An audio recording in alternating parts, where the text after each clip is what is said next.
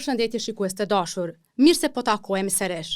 Sot do të flasim për një temë që nuk diskutohet shumë, por që ka rëndësi jetike për kryerjen me sukses të ndërhyrjeve kirurgjikale. Do të flasim për punën që bëjnë instrumentarët shëndetësor. Si bëhet dezinfektimi i sallave operative?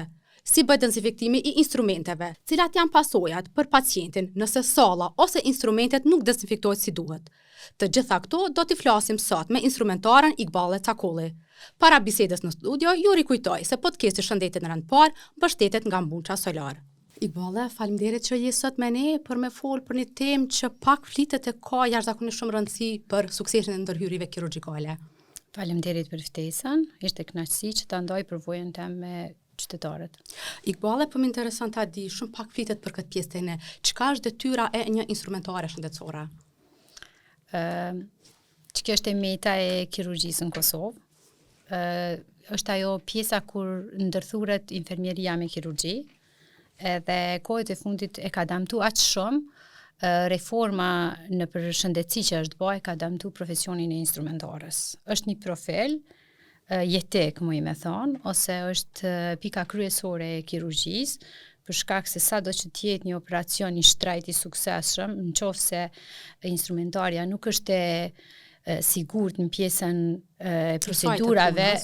procedurave të punës saj, konkretisht në stelizim, operacioni duhet dështoj. Gjithsesi dështon, për shkak se infeksioni pastaj është pjesa tjetër e cila e damton më shumë se ajo pjesa që ka qenë jetike për të punuar. Iqbale, e cila në përgjithësi nëse mundesh më na tregu, cilat janë detyrat e instrumentarës? Detyrat e instrumentarës janë prej momentit kur të hapet salla e operacionit, se jemi të folë për pjesën e kirurgjisë, prej momentit kur të hapet salla e operacionit, të gjitha procedurat të cilat duhet përgatiten për një operacion janë përgjegjësia e instrumentarës.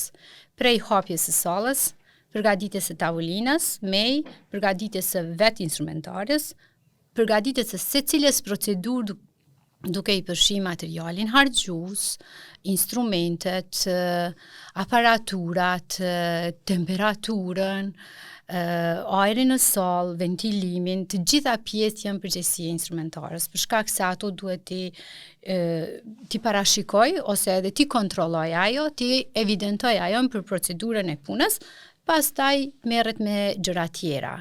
Të gjitha parashikimet, edhe për komplikime, duhet t'i ketë parasysh, për shkak se gjatë punës së saj, ose për gjatë punës një operacioni kirurgjik, dihet se mund t'jenë shumë komplikime edhe të ndërlidhen operacionet e fushave profileve të ndryshme dhe ajo t'i ketë parasysh që aty duhet veprohet edhe në forma tjera. Pastaj duhet bëj edhe improvizime gjatë asaj pune. Instrumentarja është pjesa kyçe e sterilizimit në sallë. Për shkak se një defekt ose një lëshim i vogël gjatë procedurave të protokollit punës e dëmton kirurgun, e dëmton pacientin. Pacienti është ai që e pagun faturën më të lartën. Iqbale, sa ka instrumentare shëndetësore Kosova dhe ka nevojë për shtesë? Kjo është një kuadër deficitar në Kosovë. Për momentin të evidentume që i dim, janë me thonë dikun 300, në qoftë se i marrim edhe instrumentaret të cilat nuk janë të licencuara që punojnë në për spitalet private. Po më intereson, a pse ka deficit në këtë fushë? Nuk ka interesim? Jo, interesimi është shumë i madh. Mirë po, deri vonë, instrumentaret nuk kanë mund dalin vetëm prej institucioneve jo publike apo private, spitaleve private, ata s'kan mujt me licencu instrumentare, edhe ka qenë një procedurë e punës sepse është dashur kryet gjithsesi profili për infermieri, pastaj si subspecializim të vihet i nënshtrohet një trajnimi i cili është 2 vjeçar, 1.5 deri 2 vjeçar, pastaj t'i nënshtrohet një provimit i cili provim merret vetëm në qendrën klinike universitare në Prishtinë, për Kosovë, për territorin e Kosovës, e pastaj ti nënshtrohet procedurave për licencim cilat i planifikon ose i parasheh ODA. E tash këtu kemi defekte plot, për shkak se është bërë decentralizimi i klinikave, edhe është shpërnda bloku operativ i instrumentareve. Tash se cila klinik tenton me i pas instrumentaret e veta, ajo edhe po e damton, po në një farë mënyrë po shkakton edhe problem gjatë menaxhimit të instrumentareve. Për shkak se kemi mungesa janë pushimet vjetore, pushimet mjekësore, masnej dalin gjëra të cilat nuk mundesh me I parashiku, edhe instrumentaren ti nuk mundesh me bo për një ditë, 2 ose një muj, 2, për shkak se është një profil shumë I gjanë, është një pjesë shumë e gjanë për me mësu, edhe është jashtë të programit akademik që e përfshin infermieria ose shkolla e mesme e mjekësisë. Është diçka që nuk mundesh me gjetë në literaturë edhe me mësu. Është çështje që mësohet gjatë punës, gjatë trajnimit. Është çështje që mësohet post diplomik, qoftë shkollës mesme, qoftë profilit infermieror, dhe që gjithsesi duhesh ti nënshtrohesh qendrës klinike universitare për shkak se janë operacione të ndryshme edhe patologji të rënda. Iqbale, po më intereson ta di, si ka qenë rruga juaj profesionale për të arritur deri te një instrumentare shëndetësore? Ndoshta më kanë pyet dikush në fillet e studimeve të mia ose shkollimit tem, thuj se nuk kisha ditë me kërku këtë profesion. Ka qenë, muj me thonë, për mua aksidentalisht që jam aty. Mirë po... Okej, se deshta që pësë çka ju motivoj të jeni aty. Aksidentalisht, kam fillu studimet për mjekësi të përgjithshme. Pastaj jeta edhe fillova ta shfrytëzoj shkollën e mesme isha e profilit infermieror, edhe hyra në punë me u shkëput pak, kisha një shkëputje për shkak çështjeve familjare, edhe si studente, gjithë asistentat që më njefshin aty, jo nuk je për repartë dhe motivun me shku në sallë. A jetë tash e kënaqur, po ajo përmbushja juaj profesionale kjo fush? Po, ndoshta se gjatë gjithë jetës e kam pas synim kirurgjin, pak a shumë e kam gjetë vetën aty. Sa ka tash, duke pas parasysh që thatë aksidentalisht jeni orientu këndej, tash e cekët më herët që është esenciale si fush. Sa të bëm kjo mundi mirë që e bëni një punë që kërkon shumë përgjegjësi edhe që direkt nëse nuk bëhet që duhet e kish me afektu pacientin? Është ndjenja më e mirë ndoshta që më kanë ul me kon aty. Është një ndjenjë kur ti e hap derën e sallës dhe mendon se secili njeri që vjen aty ti I bën një zgjidhje jetësore. Tani për momentin unë jam në kirurgjin plastike, edhe aq shumë ka raste që ti e din se masi pacientin del prej sallës ka mundi ndryshe prej asaj kur ka hi, ose kom ju kthy vetë besimi, atëherë ki mundi mas mirë në botë. Iqbale, si përgatiteni për një operacion? Përgatitja është sallën, instrumentet, rutina ditore. T'jesh instrumentare është ti kesh 2 rolet në të njëjtën kohë. Sepse nuk është veç t'jesh në operacion instrumentare, instrumentaret ndahen në instrumentare cirkulare dhe operatore. Ato një ditë janë operatore, një ditë janë cirkulare, kështu që se kanë për çdo herë të njëjtën.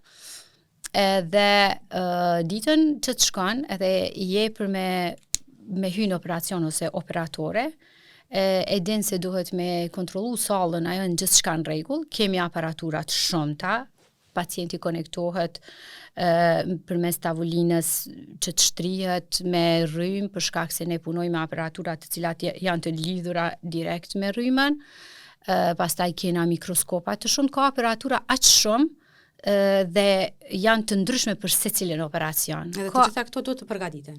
Gjitha përgatiten. Ka aq shumë instrumente, me qindra instrumente, cilat muj me thonë që për të njëjtën det duhet të përdoren.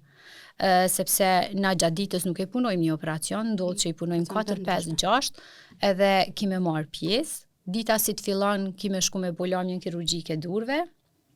E para është ndrohesh. Në fillim ditës, si të shkojsh, duhet me ndru garderobën, se sa garderoba e sallës është e veçantë, edhe prej kapeles edhe deri tek kpucat janë tjera. Pastaj hyn në sallë, gjatë sallës e përgatit pjesën sterile, cila duhet hapen të gjitha, të kontrollohen pastaj vjen lamja kirurgjike e duarve. Unë nuk po shkojnë se cilën pik, për shkak se është gjatë, aq gjatë sa... Po duhet pyes, a ka ndonjë protokoll që është I përcaktuar, apo ju si instrumentare keni të drejtën merrni ato masa të cilat ju ishin të arsyeshme? Protokoll të sallës gjithsesi ka, edhe pjesa pak a shumë se është si funksionon. Pjesa e sallës kuptohet nëse ju ka rënë në sy ku të shkoni nëpër pjesë kirurgjike, shkruan bllok operator, kujdes. Po. Kujdesër se edhe gjatë hymjes para se me hyjnë blok operator, ti ishe disa sheja. Për shembull, e sheh vine verdh, vine kuqe krejt, sikur semafori, ajo e verdha të tregon diku është fundi. Thot kujdes, pika e kuqe thot këtu nuk mundesh me hy. Kuptohet hyrja është e veçantë për pjesën kirurgjike, për shkak se na shkojmë tu dezinfektue, tu sterilizue, tu bo gati për operacion. Protokolli punës është edhe përgatitja e pacientit para se me orë në sallë, se ai nuk mund është me orë në sallë sikur kur ka qenë repart, për që ata edhe ndohet me vine demarkacionit, ajo vija e kuqe, e cila ndon reportin me sallën për shkak sterilizimit, për shkak kushteve sterile që duhet me kanë në sallë.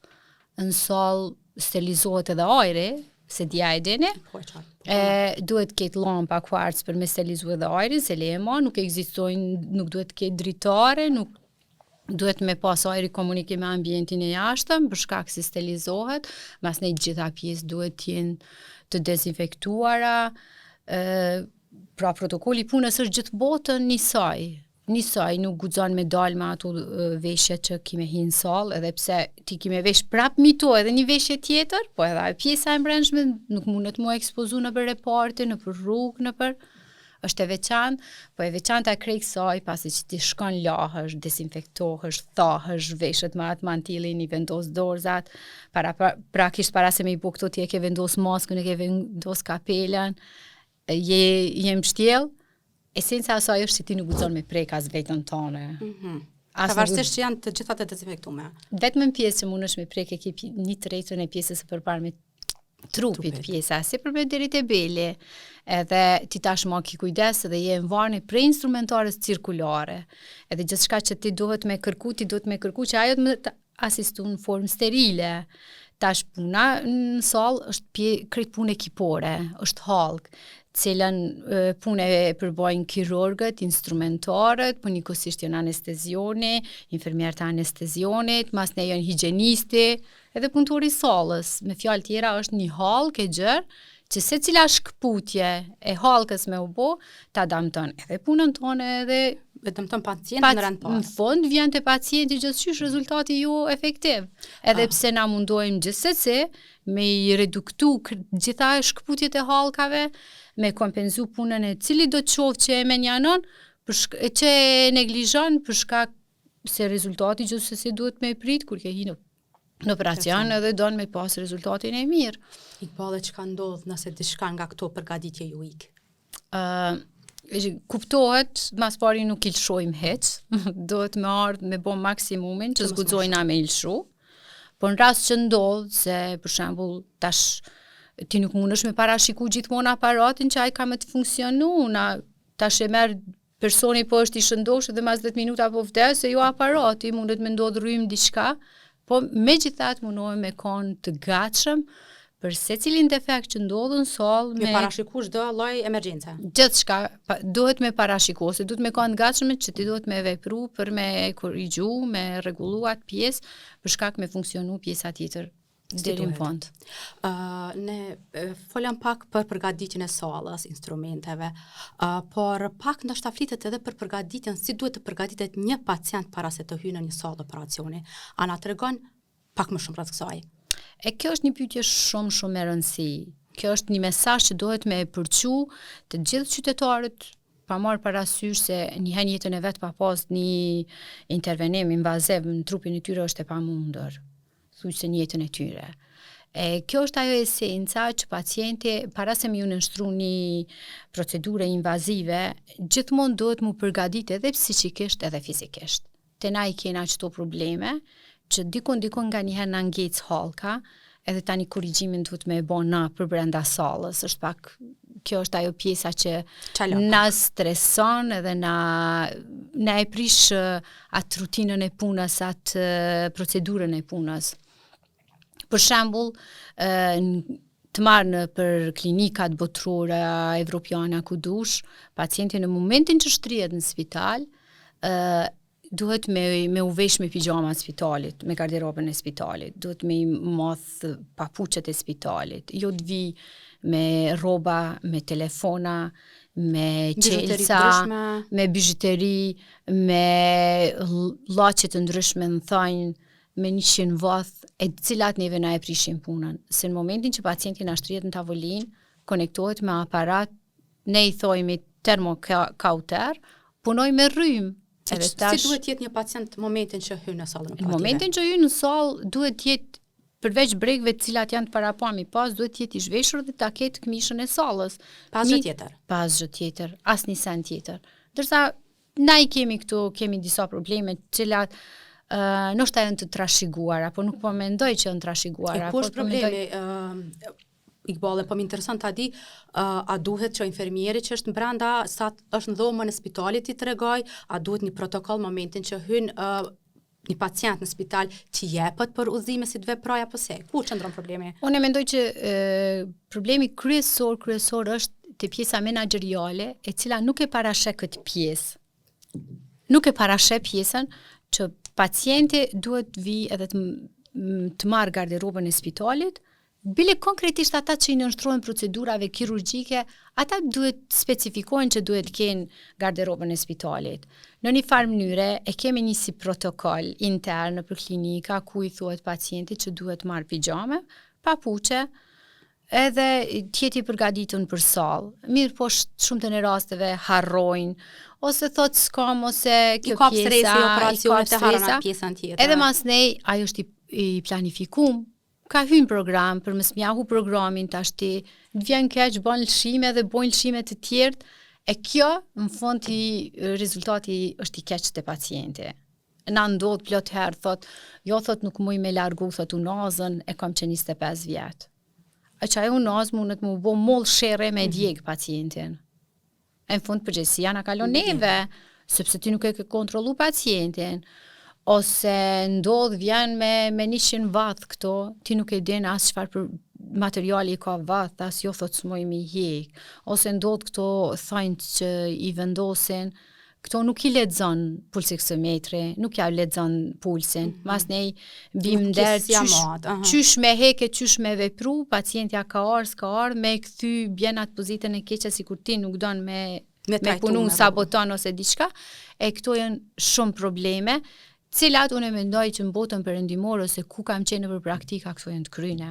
Pacienti në sallë vjen taman i zhveshur, i përgatitur, bile shumë të në rasteve ju japin me pi edhe sedativ që mos me përjetu atë stresin e madh para se me hi në operacion. Te na kjo ka shumë të lashe kjo procedurë, kjo pjesë nuk është të na në rregull. Iqbale, po supozojmë që një person po hyj për një operacion kirurgjik, a njoftohet ai pacient me instrumentet që kanë më përdor në atë operacion që e ka, për atë operacion që ka me realizu? Jo, nuk menoj që paraprakisht për çato edhe i zhdosht, sepse në Kosovë kontakton me pacientin, vetëm anesteziologu, bile nuk e di a kem dikun ndonjë flet pëlqen për pjesën kirurgjike, nuk kam informacion se ka, për pjesën e anestezionit e di se ekziston, ndërsa për pjesën kirurgjike jo, mundet me pas shumë probleme edhe ka pjesa kirurgjike. Për shembull, pacienti konektohet me aparatin e termokauterit, ose ajo tavolina ku bjen pacienti është direkt e lidhne me rrymë, ku mundet në çdo moment më dhon një problem, pastaj na punojna me ato gypat e ajrit, ku ajo në çdo moment mundet me pas diçka defekte edhe, unë nuk e besoj që juridikisht jemi të mbuluar taman si në perëndim. Për shembull, unë kur isha në praktikat e mia jashtë shtetit, derisa e kanë marrë një pacient, ka bisedu sociologu, ka mbush pjesën administrative, ka shku pjesa infermierore, ka marrë një anamnezë për veti, ka shku anesteziologu, ka shku tekniku i anestezionit, janë mbush disa protokolle ku e kanë obligu pacientin që të nënshkruaj pëlqimet e veta për këtë procedurë. Ndërsa në Kosovë, me sa e dione, ose konkretisht në klinikat që unë kam shërby, ekziston vetëm fleta e anestezionit, edhe e merr pëlqimin vetëm anestezioni. Iqbale, me qenë se po bisedojmë edhe për çështjen e instrumenteve, sa është e rëndësishme kontrolli i tyre, i cilësisë, kontrolli sistematik, cilësia e tyre, ose shembull, a ka instrumente të caktuara me cilat përdoren shembull për 50.000 operacione dhe jo më shumë? Si funksionon kjo? Kemi pjesën kyçe ose pjesa kryesore që i thojnë termokauter, ato janë në të shumtën e rasteve janë një përdorimshe. Një përdorimshe. Një përdorimshe. Mirë po, në rast se ai aparat punon, mundesh me kry sterilizimin edhe disa herë edhe me përdor. Ama kontrolli sistematik ekziston, edhe duhet jetë gjithçysh, edhe është tepër esencial për punën tonë, sepse nuk mund të jetë një instrument tani jetën funksional kur ai ka me kry veprime, nëse ai përdoret, gjithsesi dëmtohet. A është detyrë juaja shembull me pa nëse është ende Po, që mund të përdoret ai instrument? po, detyra jona edhe bile akuzohemi për shumë çështje, ndoshta nuk kemi mundësi që t'i ndrojmë, disa herë edhe kemi akuza për doktorave që bëni diçka, si nuk ndërmerrni diçka, kjo nuk funksionon bash ashtu si ai don. A adresoni çështjen pastaj? Është e pashmangshme, nuk i qaret si të shprehin një popull pa adresu ose pa e bën një zgjidhje, sepse ajo nëse këtë operacion nuk ka funksionu mirë, operacionin tjetër s'do të bëj fare, dhe kështu që ekip patjetër me e bën një ankesë, një kërkesë, sepse te na ekziston shërbimi biomedicinës, gjërat cilat instrumente se kemi aq shumë të panumërta e cilat dëmtohen ose për çështje teknike ose të cilat duhet me i dërguna me i rregullu ose bëjmë kërkesa për me i vletje të reja fare. Marr parasysh gjithë këtë mori çështjesh, a është stresuese puna si instrumentare, ndërkaq nuk është që përmendet shumë? Tash themi të drejtën, jo që është stresuese, po është tepër stresuese. Për shkak se na mas pakti kemi kontakt direkt me pacientin. Kontakti direkt me joni është me ekipën kirurgjike. Tash llogaret në pjesën kur ai tensionohet, kur ai nuk shkon diçka qysh ai ka dasht ose e ka planifiku, ai në atë moment kuptohet edhe s'është vetvetja, mund ndodh edhe t'akuzon s'bën kjo, ndoshta nuk është faji instrumenteve fare hiç, është puna e patologjisë që ja ka marrë ose ja ka përfshi një gjakut ose një nerv ose derisa t'i bjen ose kena gjithçka që ndalikohet, pastaj na kemi punë me fëmijë, me sene të ndryshme, me gjëra të ndryshme. Edhe patologjia është aqeron, sa e qet për vetvetes kirurgun, a e shfryn mlefin tash në pjesën tjetër të ekipës, do të thotë që vetëm në instrumentare, po na i kemi specializantat, e kemi këtë pjesën, e kemi drita i shkon nerva, drita nuk i fokusohet që duhet, ai tani e shfryn mlefin në gjithë sallën për shkak edhe është jo stresuese, po është tetë stresuese si punë. Mirë po ka ditë kur ti kënaqesh me atë pjesë, se rezultatin e mirë. Rezultatin e mirë, e vërtet. I përmende pak a shumë sfidat. Iqbal, po më intereson cilat janë ato kryesore të cilat ty të paraqiten si sfida gjatë punës? Nuk kemi sfida të veçanta përveç kur prishet procedura e punës.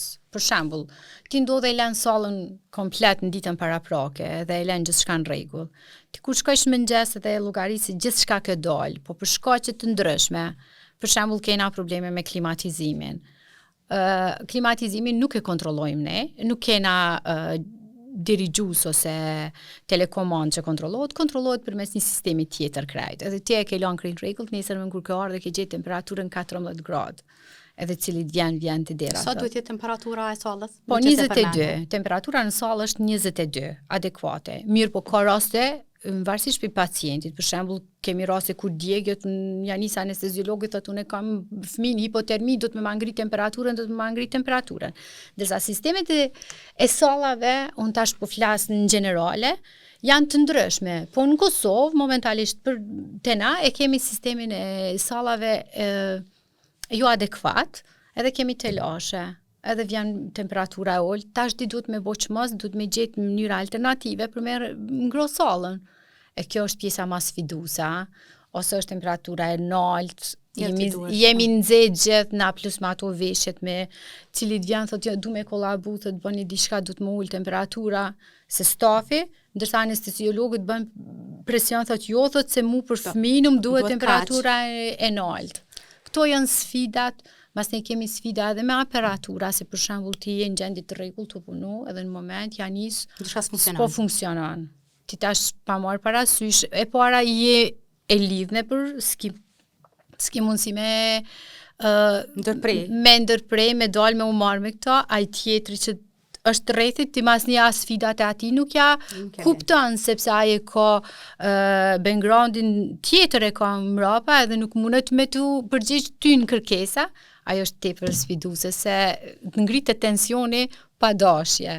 Po njëkohësisht nuk e kupton pjesën tjetër çka është u bë, se ajo duhet me I bart informatat prej jashtë këto, ose ndoshta edhe asaj nuk I funksionon ajo pjesa e hallkës vet, edhe këto janë pjesa sfiduese, cilat ta prishin procedurat, punën. Po, ta prishin motivin e punës. Iqbale, a mundesh më na ndo me neve për shikuesit ta një histori të veçantë të punës tuaj përgjatë gjithë këtyre viteve që I ke?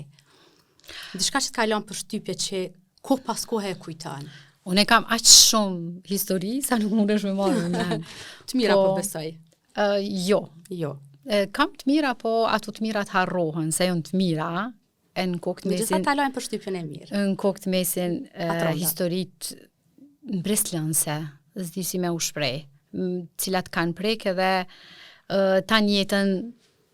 E kam një histori në vitin 2005. Isha të kujdestaruar për sallat e emergjencës.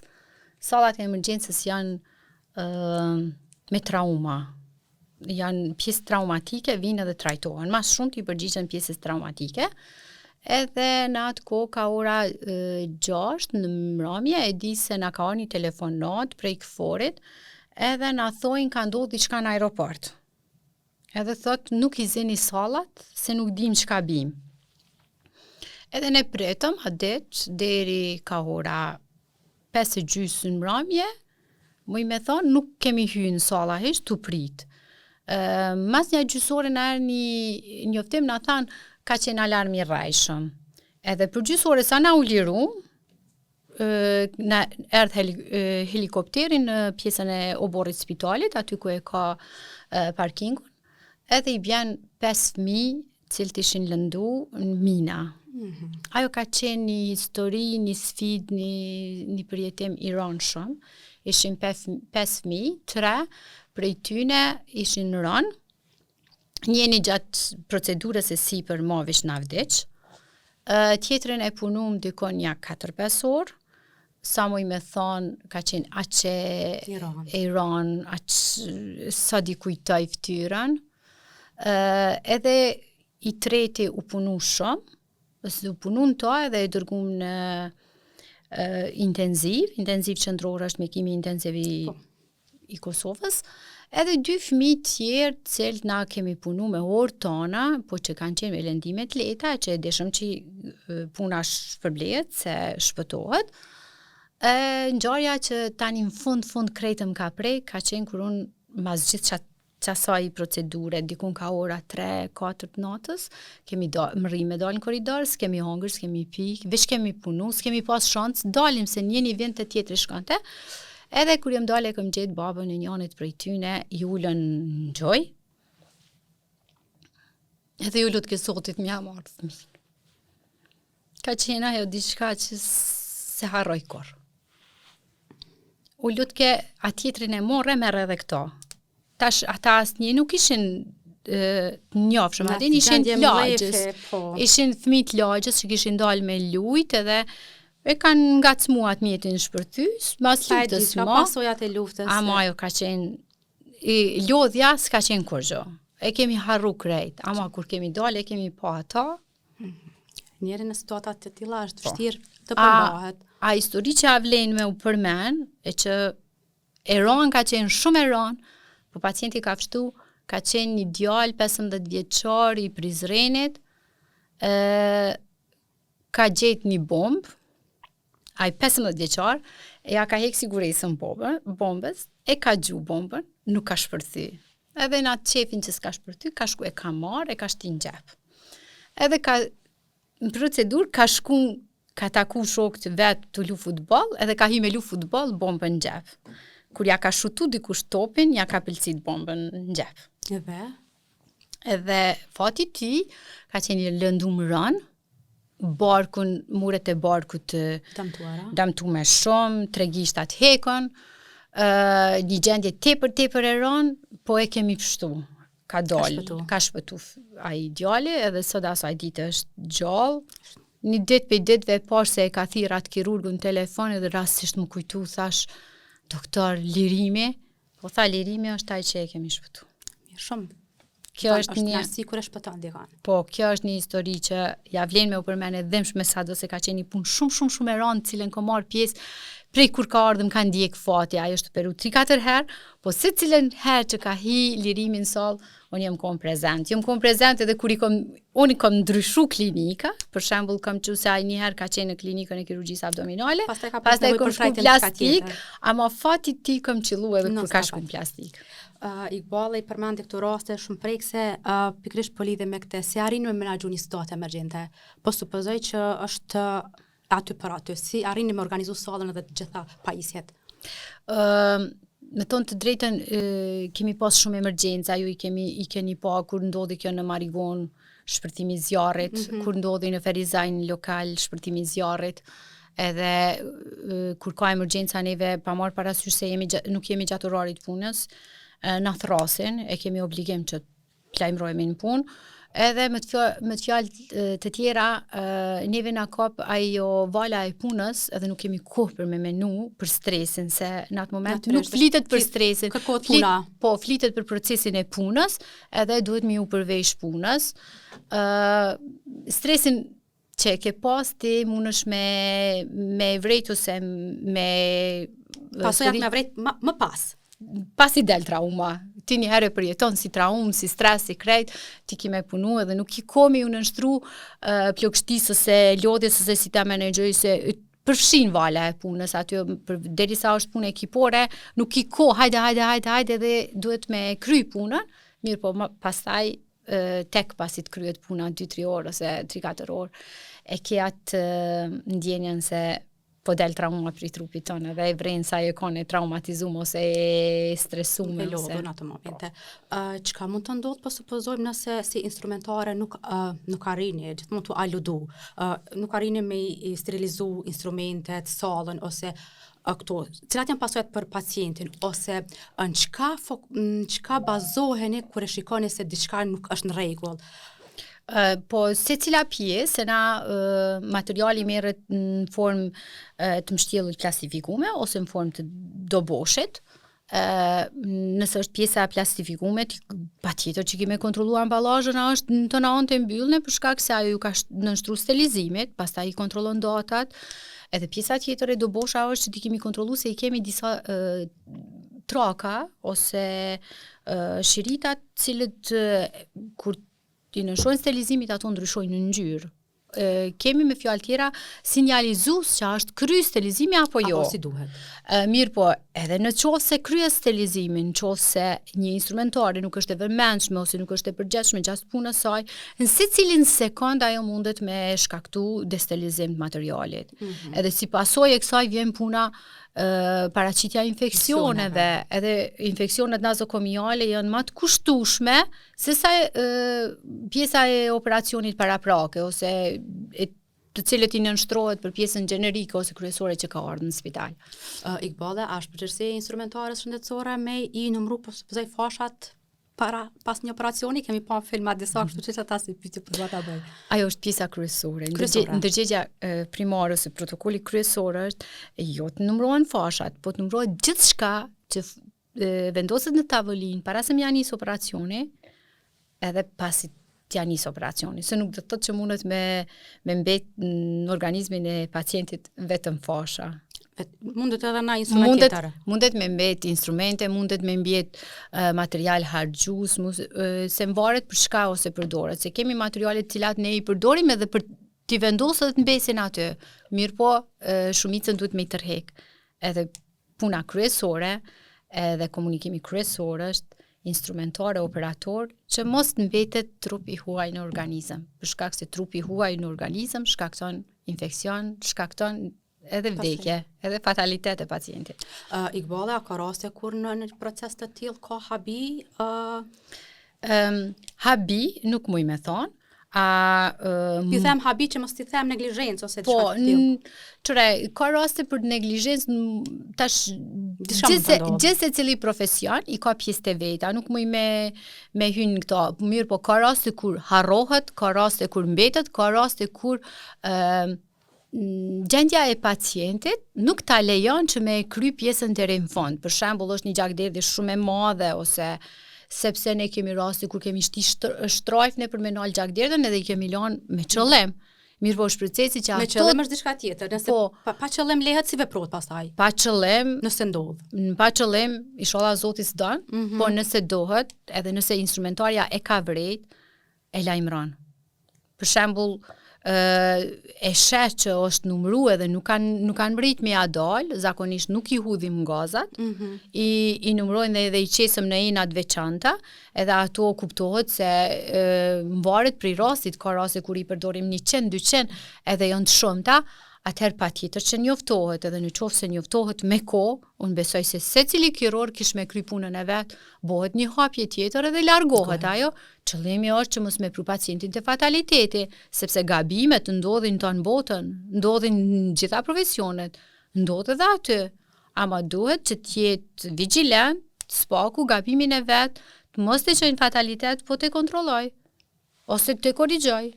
Iqbale, me qenë se jemi në fund të emisionit, a na tregon të lutem disa këshilla ose ndonjë deklarat motivuese për gjithë ata të cilët duan ta ndjekin këtë profesion? Unë kisha me dhënë një mesazh, krejt njerëzit që e duan kirurgjinë, që e duan sepse kirurgjia njihet si punë e dorës, edhe unë mendoj që është adekuate ajo, te përcjellin idealin e vet. Profesioni i instrumentimit është profesion shumë i mirë, është stresues, po është art, është pjesë e artit e cila ta shëron shpirtin. Tash kirurgjia është shumë e gjerë. Unë për momentin jam kirurgji plastike, e kemi pjesën estetike. Në fund, kur del estetika e mirë, çka do me thonë, dihesh e përmbushura, edhe unë kisha me thonë që krejt ata që kanë, posaçërisht për infermierët, le të përcjellin se është një profesion i mirë, i cili duhet jetë edhe profitabil, po tash në kushtet tona njëherë për njëherë i kemi disa reforma cilat nuk e kanë leju me u zgjeru ose me kanë vendin e duhur ku e meriton. Shpresojmë të ardhmen me pas një vlerë tamam qysh i takon. Iqbale, faleminderit për kohën, është kënaqësi të ta kem në studio sot. Faleminderit Besa. Shpresojmë që ja kemi dhënë një mesazh të mirë qytetarëve. Të dashur shikues, ky është podcasti për sot. Ne si zakonisht falenderojmë sponsorin e emisionit ton, Mucha Solar. Mirëmbëjtje. Mucha Solar është pioner në Kosovë në sektorin e energjisë ripërtritshme, duke ofruar sisteme solare, fotovoltaike dhe termike me cilësi të lartë dhe shërbim të profesionalizuar që nga viti 2008. Me një ekip të specializuar dhe të certifikuar ndërkombëtarisht, ne garantojmë instalim dhe kujdes të përkushtuar për çdo projekt, për një planet më të pastër dhe më të qëndrueshëm. Zgjidhni Mucha Solar për çdo nevojë në fushën e energjisë solare. Mucha Solar, aktivisti i ambientit. Le të paguaj dielli për ju.